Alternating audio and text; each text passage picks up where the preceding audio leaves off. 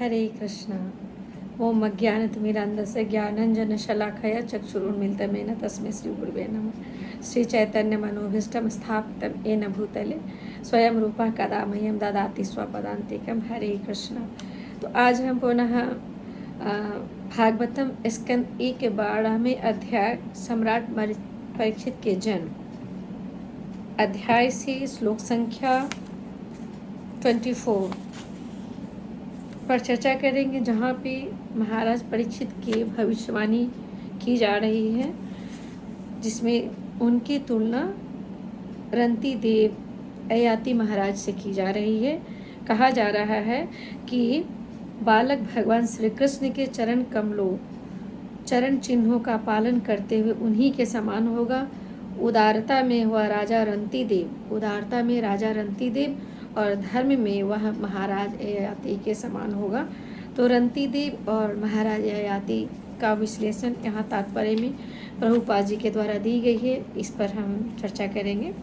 तो यहाँ पे उनके बारे में जो विश्लेषण है कुछ इस प्रकार है।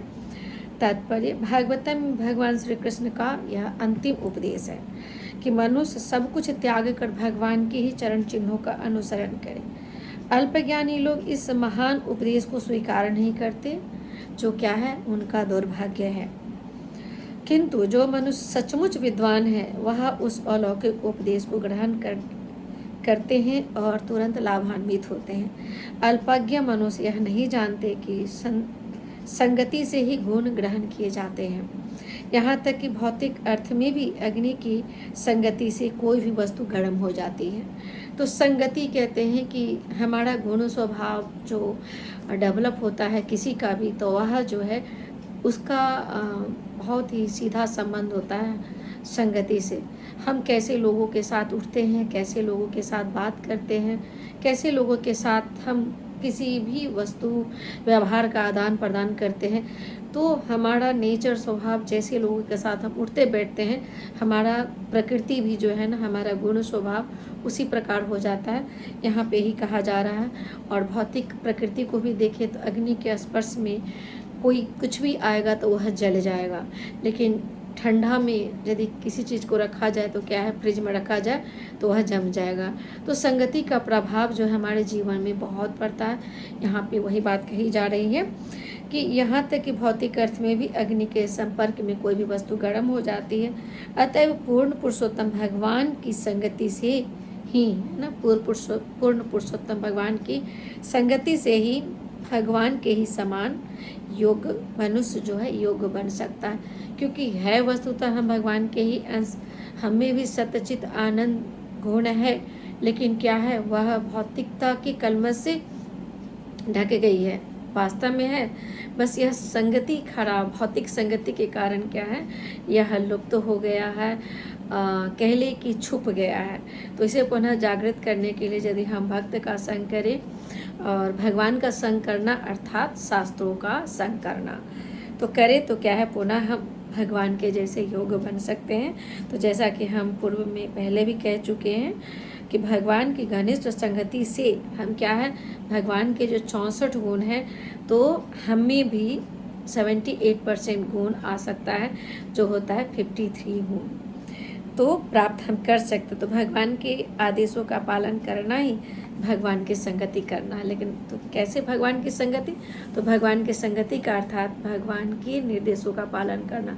भगवान के निर्देश क्या है, भागवत गीता, भागवतम, पुराण आदि।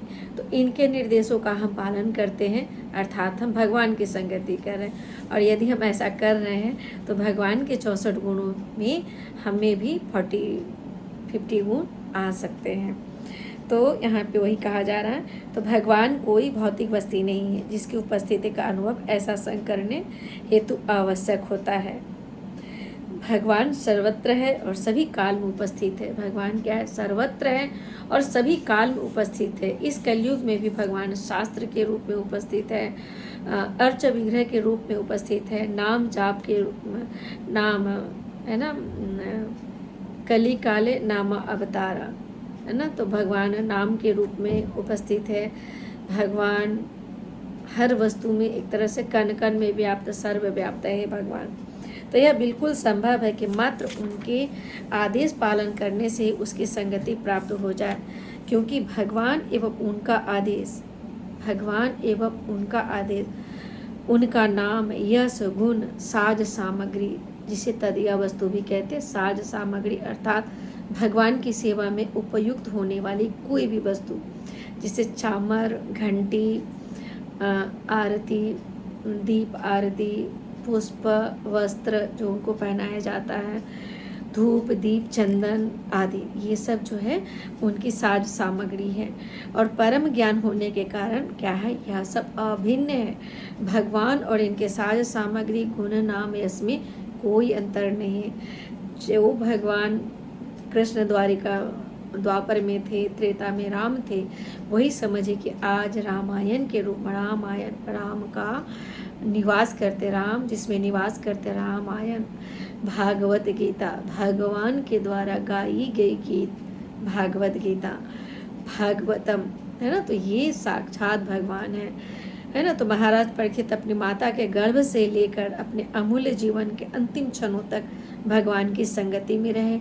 तो हम वर्णन कर चुके किस प्रकार अश्वत्थामा के ब्रह्मास्त्र के द्वारा जब छोड़ा गया तो अग्नि के ताप से वे जल रहे थे, तो भगवान अंगुष्ठ के आकार में गर्भ में प्रवेश करते हैं और प्रहलाद महाराज परीक्षित महाराज की रक्षा करते हैं। तो भगवान अपने भक्त को कहीं भी किसी स्थान में रक्षा करने के लिए पहुंच सकते हैं, क्योंकि क्या भगवान सर्वव्याप्त है।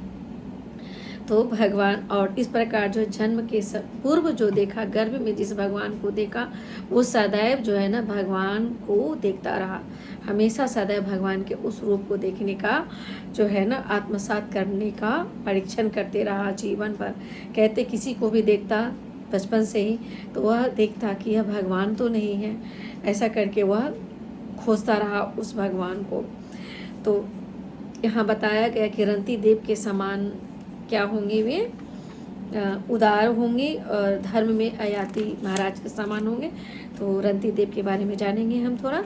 तो महाभारत काल से पूर्व ही ये एक प्राचीन राजा है, महाभारत काल के पूर्व ये एक प्राचीन राजा है, जिनका उल्लेख नारद मुनि ने संजय को उपदेश देने हेतु भी किया था, जैसा कि महाभारत के द्रोण पर्व 67 से ज्ञात होता है।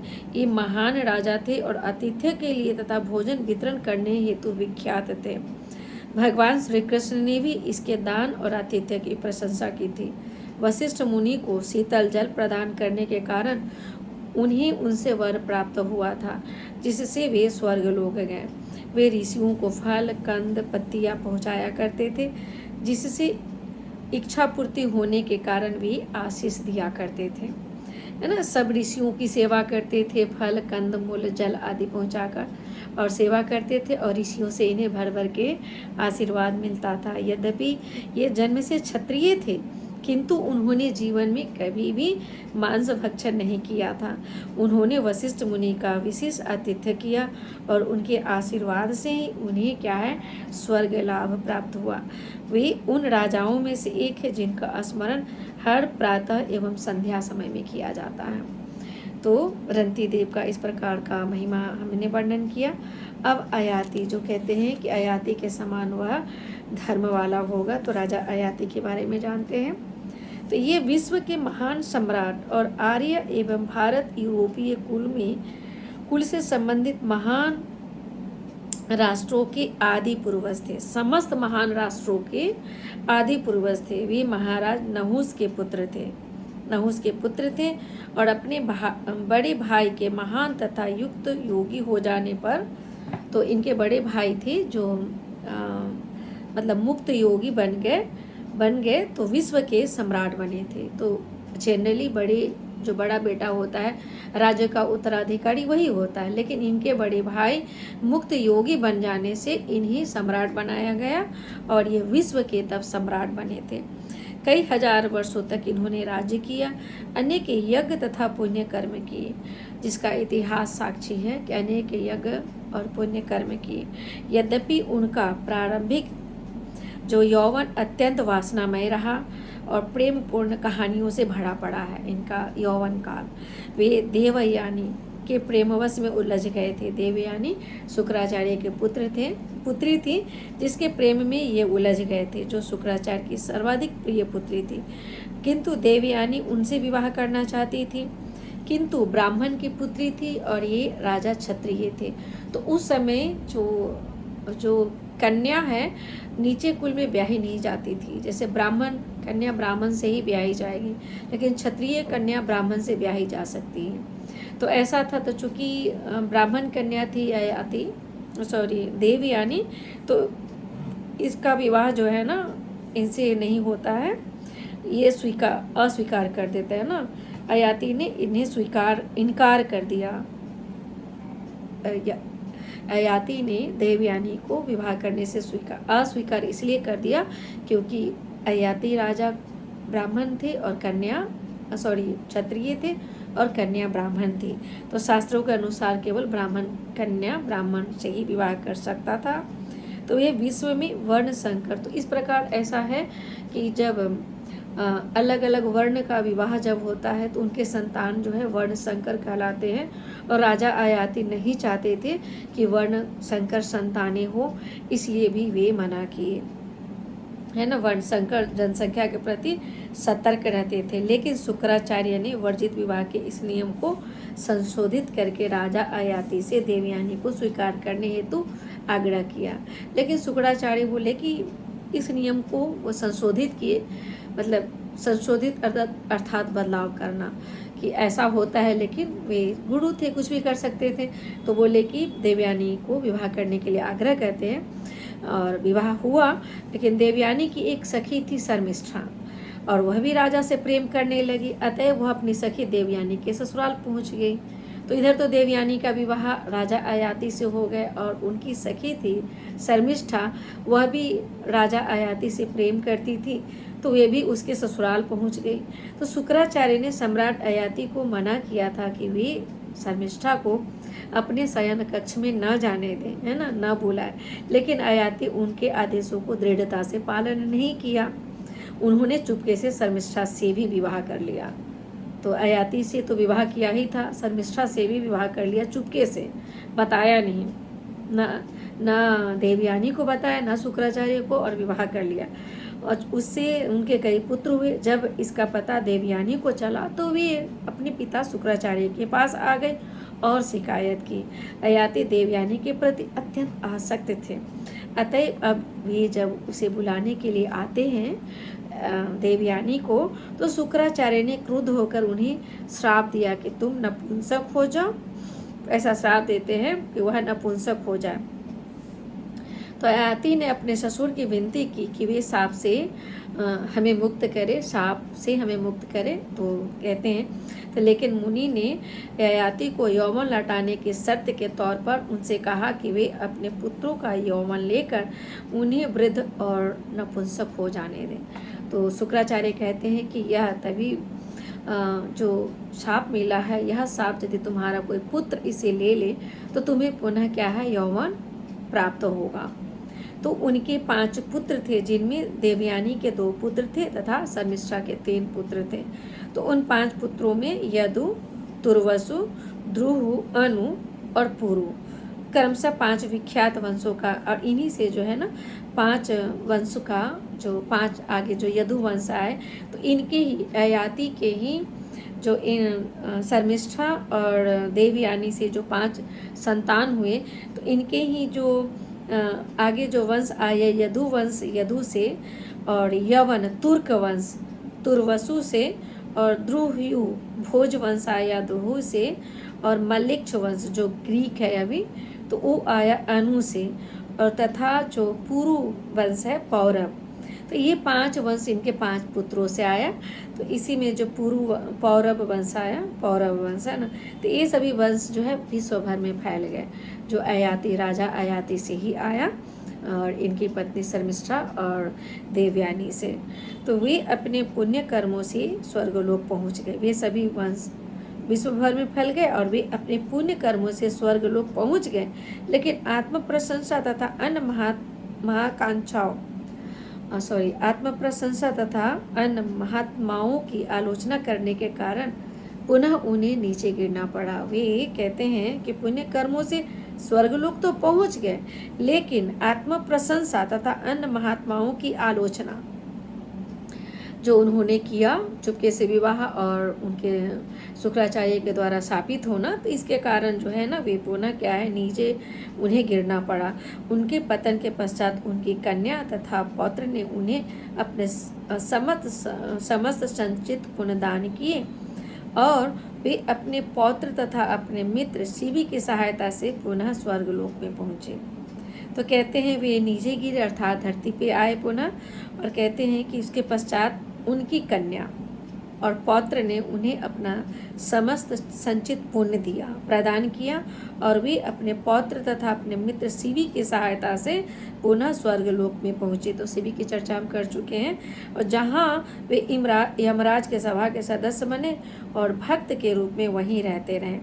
उन्होंने 1000 से अधिक यज्ञ किए और मुक्त हस्त दान दिया था। वे अत्यंत प्रभावशाली राजा थे। संपूर्ण विश्व में उनका विशेष प्रभाव था। जब वे काम वासना से 1000 वर्षों तक अत्यधिक पीड़ित थे, तब उनके सबसे छोटे पुत्र पुरु ने उनको अपना यौवन अर्पित किया था। पुरु से कौन सा वंश आया? पौरव वंश आया। तो वे अर्पित किया। अंततः वे सांसारिक जीवन से, लेकिन अंततः क्या है, अपने पुत्र से पुरु से प्राप्त तो किया नपुंसकता उनकी समाप्त हुई, यौवन प्राप्त किया, लेकिन अंततः क्या है, वे विरक्त हो गए और पुनः क्या है, अपने पुत्र पुरु को जो लिया था यौवन वापस दे देता है, लौटा दिया, और उन्होंने पुरु को ही राज्य सौंपा। तो उन्होंने क्या है, अपना राज्य जो है पुरु को ही सौंपा, लेकिन उनके दरबारी तथा प्रजागण इसके लिए राजी नहीं हुए, क्योंकि छोटा था, सबसे छोटा संतान था। किंतु जब उन्होंने राजा पुरु की महानता का बखान किया, जब बखान किया, तब राजा बनना स्वीकार किया, राजी हुए, और इस प्रकार सम्राट अयाति गृहस्थ जीवन से विरक्त होकर गृह त्याग कर वन को लौटे। हरे कृष्णा।